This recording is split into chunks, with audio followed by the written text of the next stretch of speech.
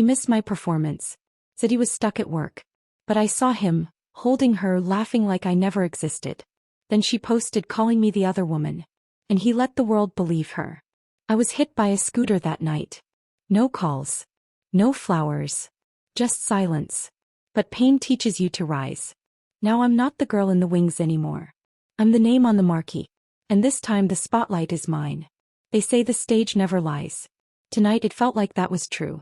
As the final notes of our performance faded, I held my last pose, heart racing, lungs burning, and for a moment, just a brief, glittering moment, it felt like the world belonged to me. The curtain fell. Applause thundered from the audience, drowning out my heartbeat. Backstage, my fellow dancers hugged, squealed, cried. I smiled and nodded, accepting their congratulations like I was floating. I should have been happy. I should have been. But my fingers were already itching for my phone. Rayanne had promised he'd come tonight. He said something about rearranging a hospital shift, but I believed him. He usually tried even if he was late. I sat on the dressing room bench, still in full makeup and open sweet potato. Just a quick scroll before I changed. I wish I hadn't. The first thing I saw was a notification. You've been tagged in a trending post. I frowned. Weird. I hadn't posted anything since this morning. I tapped the alert. A username I didn't recognize, @Sonia_17, sat at the top of the post. But it was the caption that slammed into my chest like a punch. My ex is now successful. If I want to get him back, does that make me the other woman?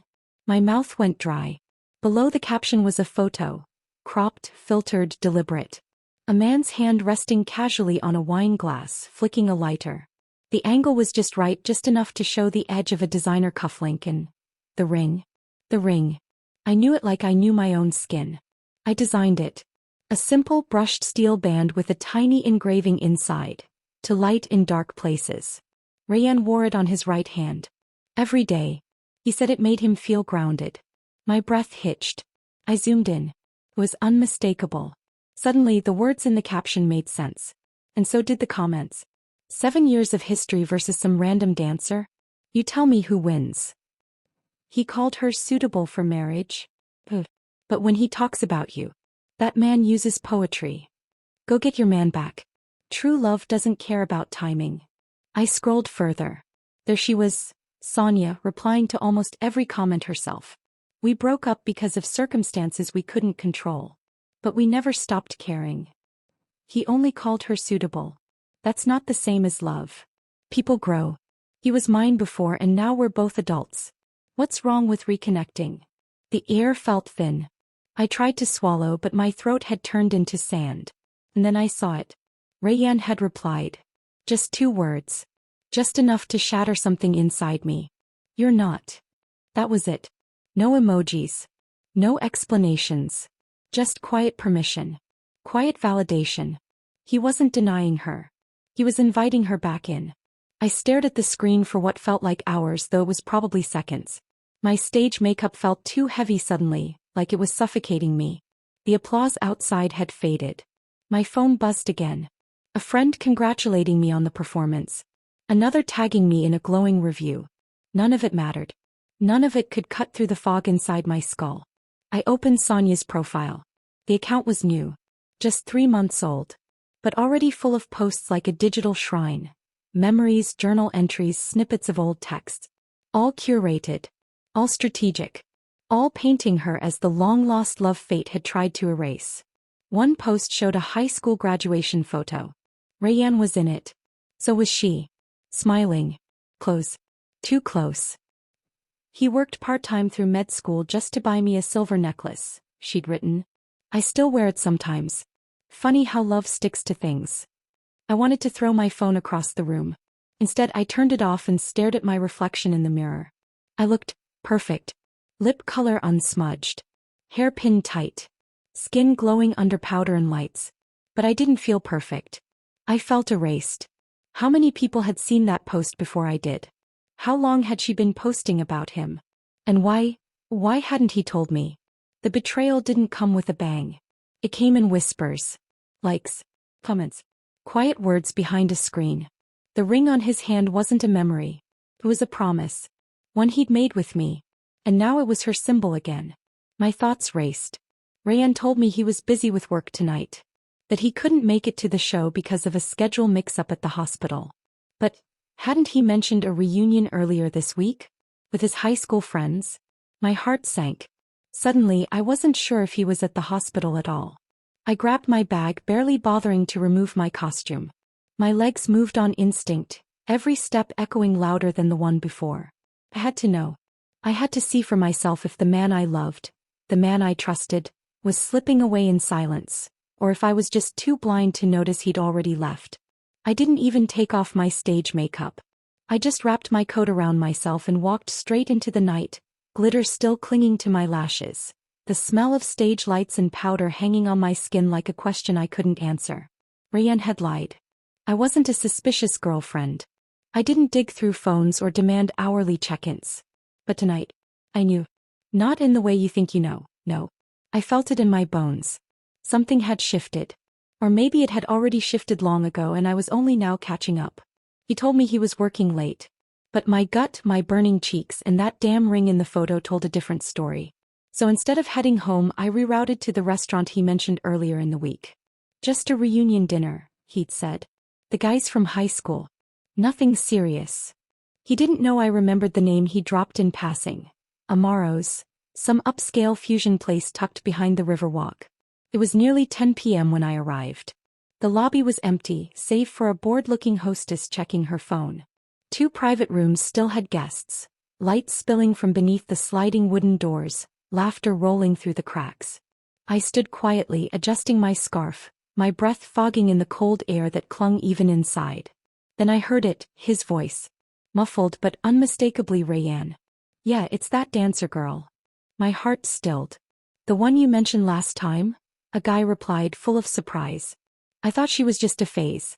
You used to hate those types, remember? All makeup, no plan. Always trying to take shortcuts in life. The laughter that followed was low and knowing. My fingers curled into fists inside my coat pockets. I stepped closer just enough to hear everything clearly. She's serious about dancing, Rayanne replied. But his tone wasn't proud. It was tired. Maybe even irritated. But that kind of career, it's unstable. You know how it is. He wasn't defending me. He was making excuses for me. That stung more than silence ever could. And then her voice. Sonia. You knew I'd be here tonight, she said, her voice trembling with just the right amount of drama. You could have just told me beforehand. But no, you had to announce your wedding plans right in front of me. My chest tightened. There was the confirmation. She was here. And he had told her. Sonia, don't do this, Rayanne said. It's not like that. Then what is it? She snapped. Was it not enough to hurt me? He had to parade it too? Just to make a point. The room went silent after that. Thick, aching silence. A chair scraped across the floor. Footsteps shuffled. I ducked into the hallway restroom just as the door opened. 2 of Rayanne's old friends walked out, laughing lightly, oblivious to me. I stood by the sink, pretending to fix my hair. The makeup I'd once been proud of now felt like armor melting off my skin. The 2 guys lit cigarettes just outside the washroom entrance and started chatting casually. She still wants him, huh? One said. Obviously, the other scoffed. You know what's crazy though? I leaned in, barely breathing. A few nights before he brought that ballerina girl. What's her name, Austin? To meet us, Rayanne got drunk. Called me up. Wanted to find Sonia. No way, the first one muttered. Dead serious. You know Rayanne doesn't drink like that. He was wasted. Kept saying he wanted to marry her. Kept talking about how much he regretted letting her go. The cold from the hallway seeped under my skin, freezing me in place. That was the night, wasn't it? The night he stood outside my apartment, reeking of alcohol, holding that stupid rubber duck toy like it was a peace offering. He hadn't explained where he'd been. Just hugged me tightly and whispered how much he loved me. I remember how red his hands were from the cold. I'd wrapped him in my scarf and told him to stop being reckless. He had kissed my forehead and said, I'm going to meet your parents soon. I thought it was the beginning of our forever. I didn't know he had been drinking himself sick, chasing ghosts before falling into my arms. My stomach turned. I left the restaurant and walked aimlessly through the night. The sky above was velvet black, dotted with stars I couldn't name. I ended up near a convenience store, feet dragging, head foggy. My phone buzzed. A message from Rayanne. One of my friends isn't feeling well. Taking her to the hospital. Won't be able to pick you up tonight. Call me when you get home. I stared at the message. Her friend. Hospital. Please. My thumb hovered over the screen. I didn't respond. I just stood there. 3 minutes later, the door to the convenience store opened. Rayanne stepped out. And next to him, wobbling slightly, holding onto his coat sleeve, was Sonia. She was drunk. Her hair was messy. Her cheeks were red from wine or cold or both. She giggled at something he said. He gently guided her toward a car parked nearby. I watched them. He hadn't seen me yet. Or maybe he had and he just didn't care. They got into the car, her head lolling onto his shoulder, and drove off. The taillights disappeared into the night like nothing had happened. Like I wasn't even real. My feet moved on their own. Down the curb. Across the street. Nowhere in particular. Just away. I didn't see the scooter coming. The crash wasn't loud, but the pain was instant. The front wheel slammed into my thigh, knocking me off balance. I landed hard on my side, cheeks scraping the pavement. My bag flew, my phone skittered into the gutter. The rider jumped off and rushed to me, panicking, apologizing, but I couldn't hear him. Everything was distant, muffled, like I'd slipped underwater. Pain bloomed in my knee and shoulder, but I didn't cry. I didn't even groan. I just lay there staring at the sky, breathing in the smoke and frost and silence. I woke up in a sterile white room. The hospital lights were too bright. A nurse dabbed disinfectant on my knee while I winced. "You're lucky," she said. "Just some scrapes and a mild concussion. No fractures." He adjusted my fore. "Aren't you Dr. Rayanne's girlfriend?" "Still his girlfriend?" The nurse's voice was casual, as if she were asking about the weather. But it landed like glass in my chest. She adjusted the foredrip, eyes scanning the chart clipped to the end of my bed. "I've seen you before," she said with a little smile. "You used to bring lunch for Dr. Rayanne during night shifts, right? Always 2 boxes. You were famous in our break room for that." I nodded faintly but said nothing. She took the silence as awkwardness. "Maybe not anymore, huh?" That time I didn't even nod. I just stared up at the ceiling, following the cracks in the plaster like they were escape routes. I didn't know how to answer her. Still his girlfriend? I didn't know. When someone helps their ex out of a convenience store after lying about being at the hospital, when they don't reply to your texts but light up someone else's comment section with, "You're not," what are you supposed to call that? A relationship? A placeholder? An afterthought? The nurse's pager beeped and she stepped away. "If you need anything, just press the button." "Lily, right?" "Awesome," I corrected automatically. She blinked. "Oh, right. Sorry." The door clicked shut behind her. And just like that, I was alone again. I turned my head and looked at the side table where someone had left my phone. The screen was cracked but still lit. A few new sweet potato notifications glowed at the top. I hesitated. Then I unlocked it. Sonia's profile was still public. I didn't know why I did it. Maybe some part of me wanted confirmation. Proof that I wasn't overreacting. That I wasn't crazy or jealous or insecure. Her posts weren't many. But they were long. Each one a little chapter. A little love letter to the past she'd clearly never let go of. We got together on our high school graduation day. He bought me a bracelet with money he earned delivering food. He used to ride his bike 2 hours just to bring me hot milk tea after class. He said, "Let's grow up and I'll marry you when we're ready." Photo after photo. Old concert tickets. A silver necklace. A blurry image of Rayanne holding an umbrella outside her dorm. Then a post dated 3 months ago. That was when it began again. I sent him a message. Just to say I passed by our school and tripped on the same step. I told him it hurt. Underneath was a screenshot of the message. "I just passed by our high school again," it read. "Tripped in the same place. It hurts like hell." There was no reply in the image. But her next sentence shattered me. 3 minutes later he responded. One word. Go. Go. It wasn't romantic. It wasn't sentimental. But it was permission. It was opening the door. She continued. "Since then we talk almost every day. He doesn't say much. But he always replies." There were screenshots.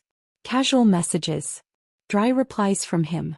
One of them read, "I'm heading into surgery. Don't message." Another, "You should eat." Then, Try the noodles at the corner shop. Less salty. I knew that shop. We used to go there after my late-night rehearsals. Rayanne always said their food wasn't healthy enough. He'd sneak in boiled eggs to mix with the broth. That comment wasn't just familiarity. It was history. And then I saw it. One sentence tucked between the updates. He never blocked me. Not even once. Not when I first messaged. Not when I kept texting. Not when I said I missed him. I stared at that line for a long time. He never blocked her. Never muted her. Never even said please don't. Rayanne was smart. He was efficient. He knew exactly how to distance himself when he wanted to. I'd seen him cut people out of his life with surgical precision.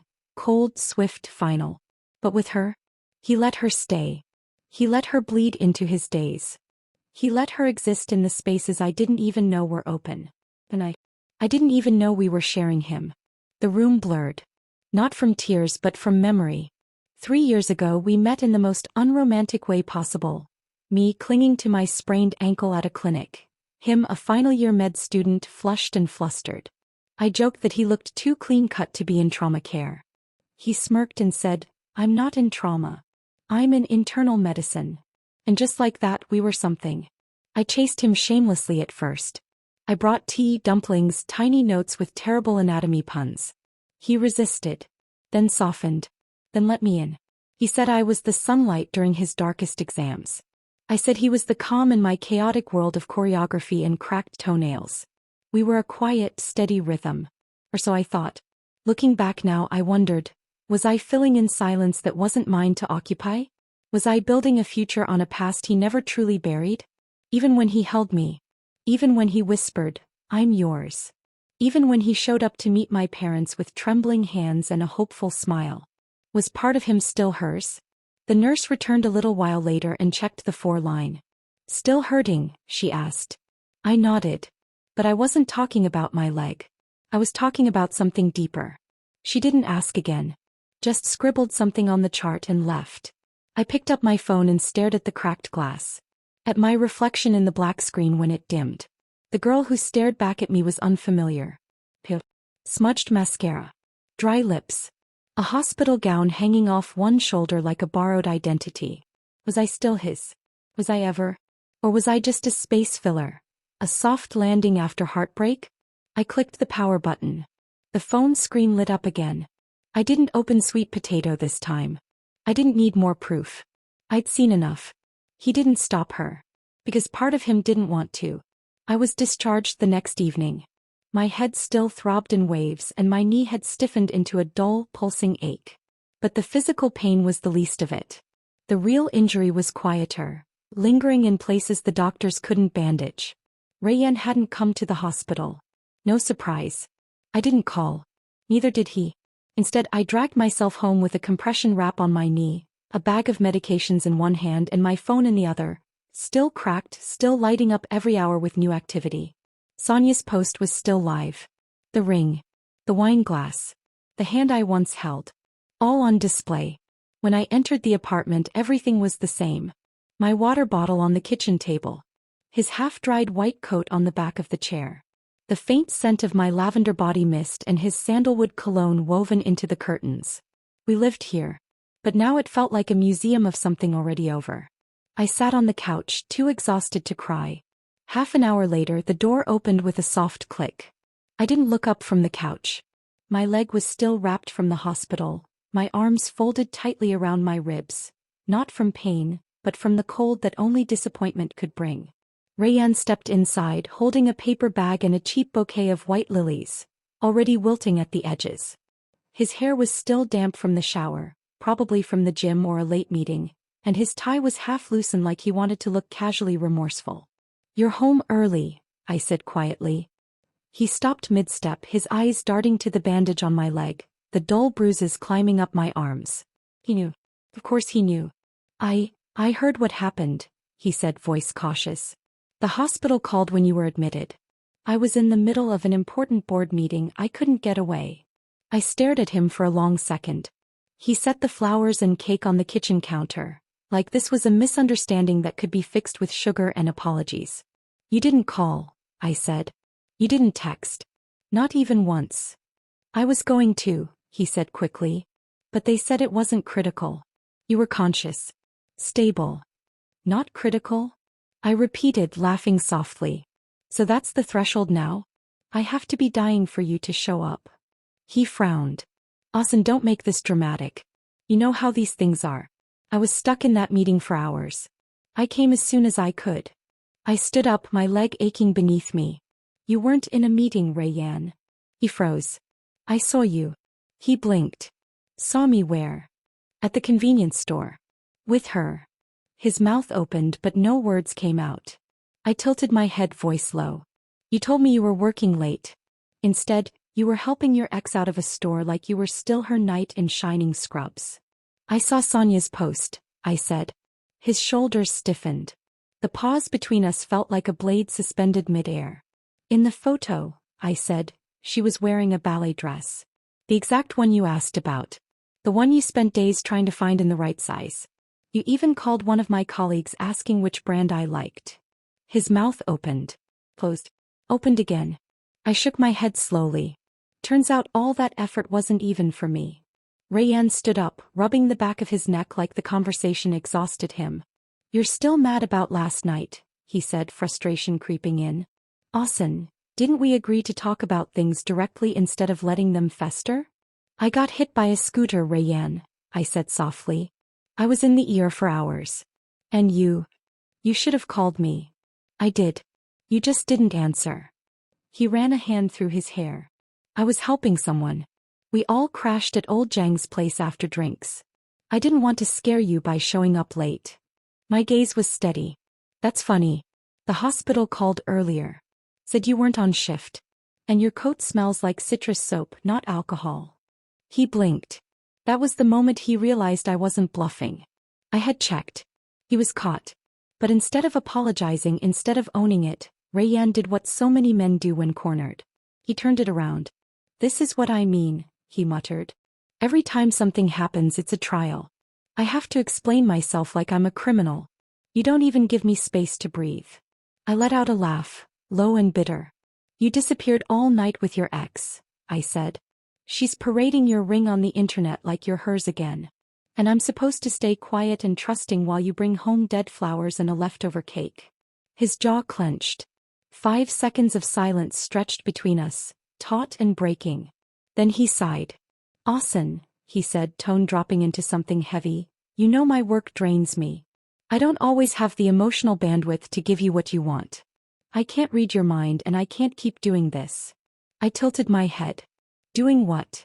This, he snapped. These arguments. The suspicion. The overreactions. Maybe we need to rethink this relationship. The words landed like a slap. I didn't flinch.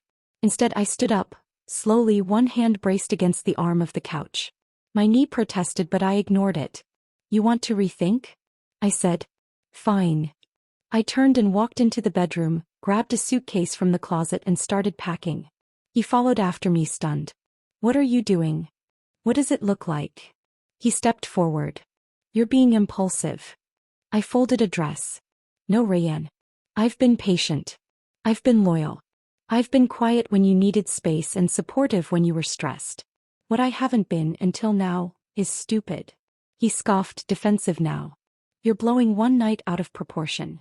No, I said firmly. I'm seeing the pattern. He stared at me. I don't know what he expected. That I'd cry? That I'd beg him to stay? Instead, I zipped up my suitcase and placed it by the door. Rayanne lingered in the doorway like a shadow that didn't belong anymore. You're really leaving? He said. I met his eyes. You left first, I said. You just stayed standing in the apartment. He didn't respond. Didn't stop me. Didn't ask for another chance. Eventually, he picked up his keys, muttered something under his breath and slammed the door behind him. I stood in the quiet that followed, heart pounding but dry-eyed. That was it. No apology. No answers. No goodbye. Just silence. Just a night that broke us. At first, I thought the silence after leaving Rayanne would be the hardest part. It wasn't. The hardest part was watching my name become a trending hashtag overnight. 3 days after I walked out of our apartment, the storm hit. And it started with a single post. From Sonia. The photo was new. A dimly lit kitchen, warm orange lights casting a soft glow on Rayanne's back. He stood by the stove, stirring soup, his white shirt sleeves rolled up, the curve of his jaw visible but his face turned away. Caption: he always takes care of me. Even when he's tired. Even when others try to steal what was never theirs. It was vague. But the implication was sharp enough to cut. The comment section exploded like dry brush under fire. Are we really calling it stealing when they've been together for years? If she knew he was in a long-distance relationship and still chased him, that's on her. Dancers these days. Pretty faces, empty hearts. I stared at the screen, stunned. She was rewriting everything. Suddenly, I wasn't the girlfriend who supported Rayanne through med school, who stitched his lab coat and slept in hospital waiting rooms just to bring him hot dinner. No. Now I was the intruder. The seductress. The girl who lured him away while Sonia was abroad. She had flipped the entire narrative like it was hers to own. And the worst part? People believed her. By morning my inbox was flooded. My dance company's official account was being tagged in call-out threads. Comments flooded under my most recent performance clip. Corrupted mission case. Disgusting. She slept her way in. The dance world is rotten. I hope her contract gets cancelled. My chest tightened with each ping. They weren't just attacking my personal life anymore. They were coming for my career. Someone even found an old photo of me from my dance school days. Me sweaty, hair tied in a messy bun, stretching in the hallway. The post accused me of using personal favors to win a competition. It didn't matter that the photo was 5 years old. That there was no evidence. That it was a stretch so far it should have broken logic in half. The mob didn't care. The mob wanted blood. I shut my phone off and stayed in bed for the rest of the day, watching the ceiling like it might give me answers. But the real breaking point came that evening. My director called. Her voice was clipped, careful. We're not dropping you, she said. But the board's under pressure. We need a formal statement. I didn't know how to respond. My throat felt tight. I managed a choked, okay. Before she hung up, she added gently, we believe in you. Don't let this crush you. But that's the thing about lies. They don't need to be true to crush you. They just need enough people to believe them. Then something I didn't expect happened. My high school posted a video. It was from the year I'd applied to the dance academy, footage of the entrance exam finals. Caption read, merit speaks for itself. This was Austin, age 17. No connections. No favors. Just talent. I watched the grainy clip like I was watching someone else. There I was, barely grown, nerves shaking my legs, eyes determined. I moved through the set with everything I had. I remembered that performance. I'd cried afterward thinking I'd messed it up. But apparently, I hadn't. Within hours my academy followed suit. They uploaded a full cut of me winning the Peach and Plum Cup, one of the highest youth dance honors in the country. I was 18 then. The video showed me midair in a grand jeté, sweat gleaming, face focused like fire. The caption was simple. We don't speak often. But when we do, we speak with proof. The tide began to turn. Comments started shifting. You don't fake that kind of performance. She didn't cheat her way in. She worked for it. This is what jealousy looks like. The ex is trying to drag her down. But Sonia, she didn't stop. She posted a long comment beneath her latest video, full of veiled sorrow and faux humility. I never said she wasn't talented. I'm only questioning her character. You can be good at your craft and still have done something wrong. I've never lied. I only shared how it felt to watch someone else take what was mine. She played the victim so well even I almost felt sorry for her. Almost. But then she added this. I heard she used connections to get into the academy. I won't say more. People can judge. That was it. I snapped. I called Myra. She was my college roommate once, now a practicing lawyer who loved iced lattes and courtroom brawls. She picked up on the first ring. I was wondering when you'd call, she said. I need to sue her, I whispered. There was silence on the other end. Then, good. I've already started collecting. Within 24 hours we had everything. Screenshots of her posts. Time-stamped messages showing Rayanne and I were already dating when she claimed I stole him.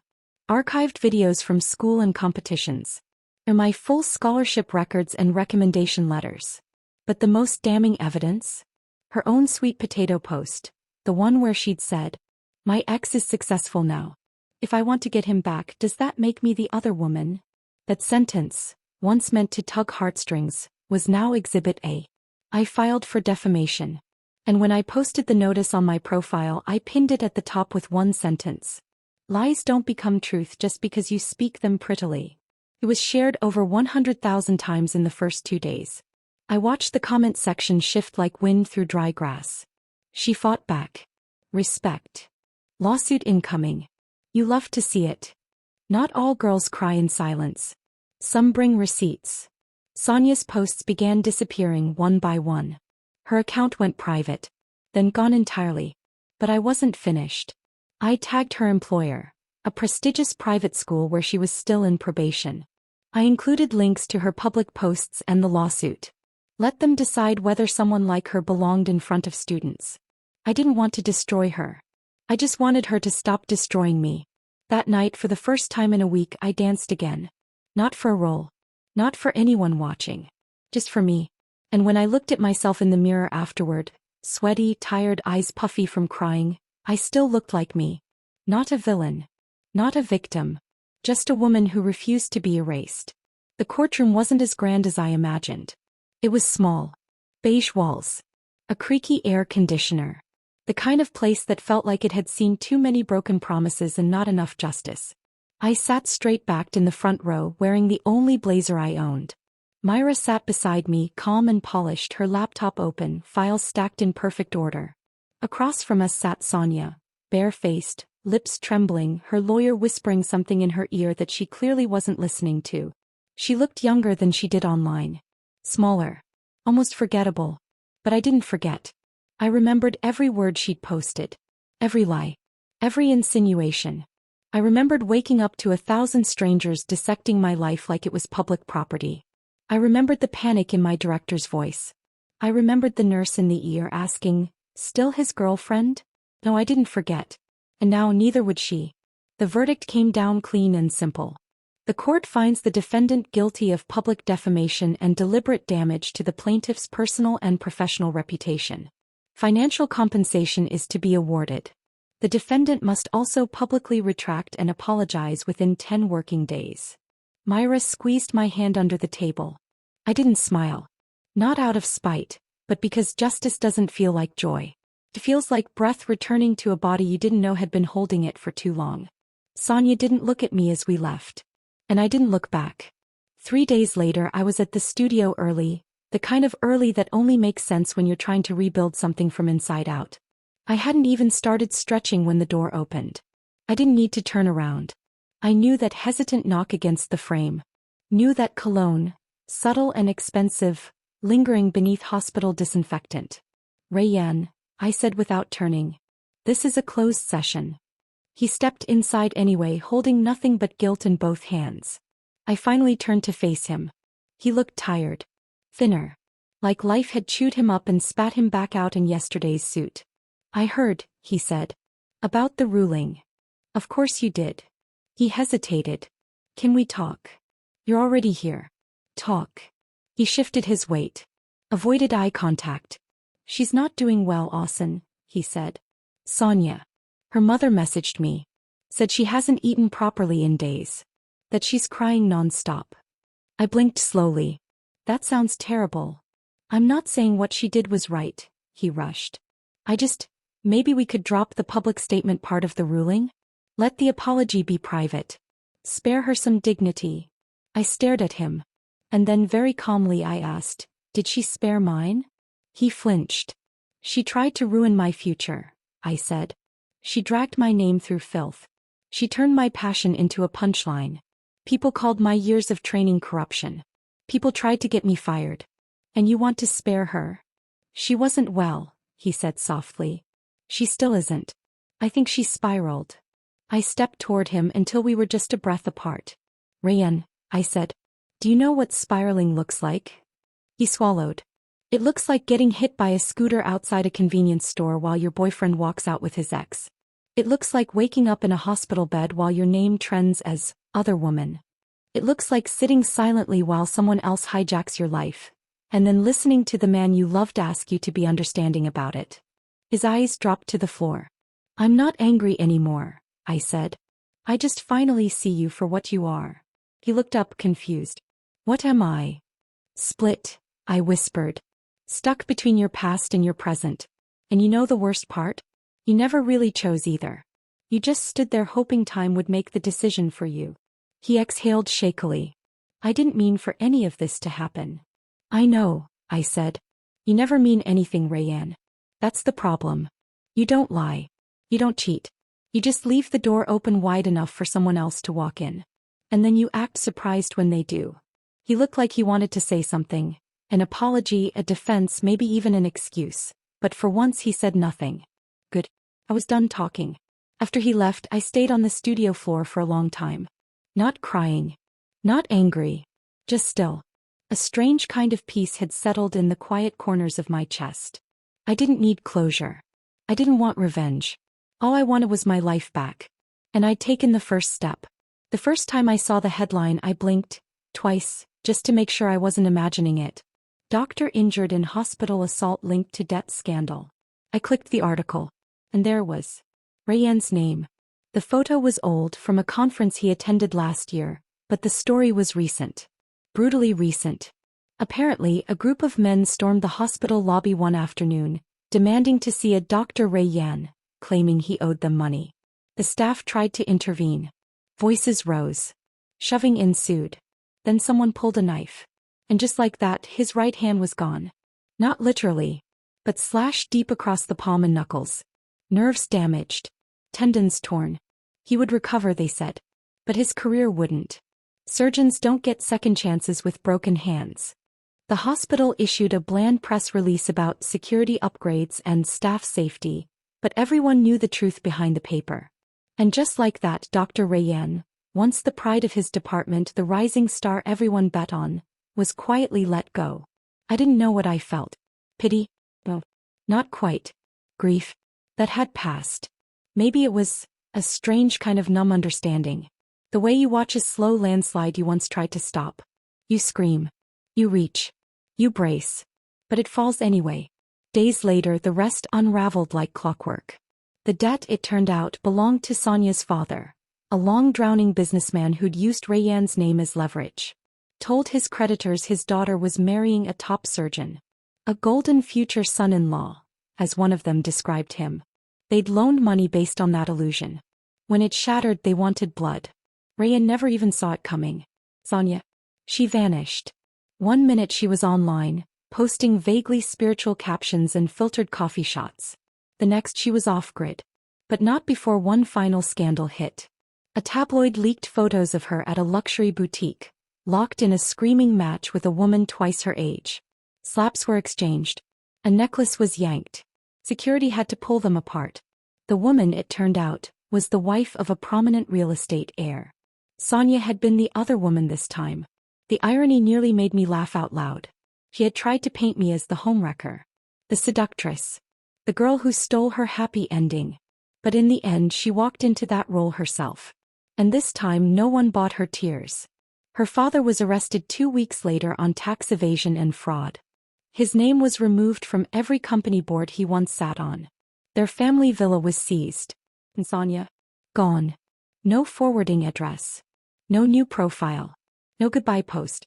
Just silence. I wish I could say I felt victorious. I didn't. Because this was never a game to win.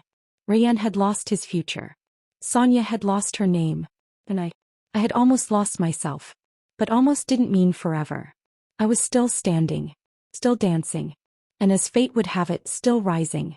One morning I got a call from an unknown number. I hesitated, then answered with a groggy, "Hello?" A crisp voice replied, "Miss Austin, this is the National Ballet Exchange Program. We reviewed your latest submission. We'd like to offer you a scholarship to study in Paris." I sat up straight in bed. I'm sorry, could you repeat that? We were impressed by your recent performances. We think you'd be a perfect fit for our winter cohort. Training begins in November. Are you interested? I didn't even pause. Yes, I whispered. Yes, I am. That night I walked through the empty studio barefoot. The air smelled like resin and floor polish. My bruised knee ached from rehearsal, but I didn't mind. The pain was a kind of anchor. A reminder that I was here whole, breathing and real. I spun slowly, one foot sliding across the mirror-slick floor and thought about the past 3 years. About the boy I loved. The girl who envied me. The lies that nearly drowned me. The truth that saved me. And the future that now waited across the ocean. Paris. A city of light. A place to begin again. No one knew me there. And that, for once, was exactly what I wanted. Paris was nothing like I expected. It wasn't just the cobblestone streets or the sound of violins echoing through metro tunnels. It was the silence of unfamiliarity, the blank slate of being anonymous. No one here knew who I had been. Only who I was becoming. And that made all the difference. 2 years passed. Fast. Too fast sometimes. The early months were brutal. Language barriers, cracked toenails, missed cues, the bitter cold of European winters slipping through paper-thin ballet tights. But I kept showing up. Every morning I tied my hair into a bun, pointed my toes until they ached, and danced like it was the only language I'd ever learned. Eventually people noticed. First the instructors. Then visiting directors. Then sponsors. Then headlines. By the end of my 2nd year I wasn't just surviving in Paris. I was soaring. Usanamra they called me now. The girl who danced like every movement was a declaration. The girl who spun grief into grace. Tenacious. Fierce. Singular. On the evening of my debut lead in Giselle, I stood backstage in a glittering white costume, heart racing. This role had once belonged to girls I admired from afar. Now it belonged to me. The lights dimmed. My name was printed on the program. Top billing. As the overture began, a stagehand tapped my shoulder. "You have a visitor," he said. "Someone in the audience asked to see you before the show." I raised an eyebrow. "Who?" He handed me a name card. Idris Farouk. The name hit me like a soft echo from another world. Idris was one of Rayanne's high school friends. We'd only met once at a dinner years ago, but he had always been the quiet observer in the corner, the one who noticed what others ignored. I hesitated, then stepped toward the side hallway where he stood waiting. He looked older, slightly grayer, but his expression was the same, careful, watchful. "You really made it," he said with a smile. "They're all talking about you back home." I nodded. "I made it."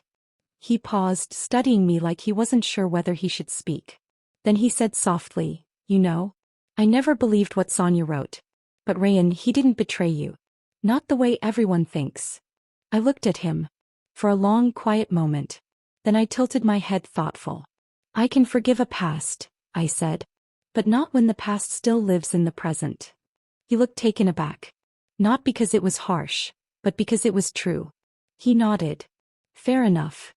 And then after a pause he asked, "Do you regret any of it?" I smiled. "No," I said. "Because if I hadn't lived it I wouldn't be here." He didn't argue. Just offered a gentle break a leg, and disappeared into the velvet seats. The call came from backstage. "Places." I took my position in the wings. The curtain was still down. The lights dimmed to nothing. And then, like a breath held and finally released, the music began. My cue. I stepped forward. Onto polished wood, into the golden glow of center stage, into a theater packed with strangers who'd never doubted me because they never knew the girl who almost gave it all up. I was no longer chasing shadows. No longer trying to defend myself against a story I didn't write. I was the story now. The dancer. The survivor. The lead. And as I moved through that first series of steps, my body light, my heart open, I felt something settle inside me. Not revenge. Not pride. Something quieter. Something truer. Peace. And in that moment I smiled to myself and thought, they tried to write me out of my own story. I rewrote it and became the spotlight. The end.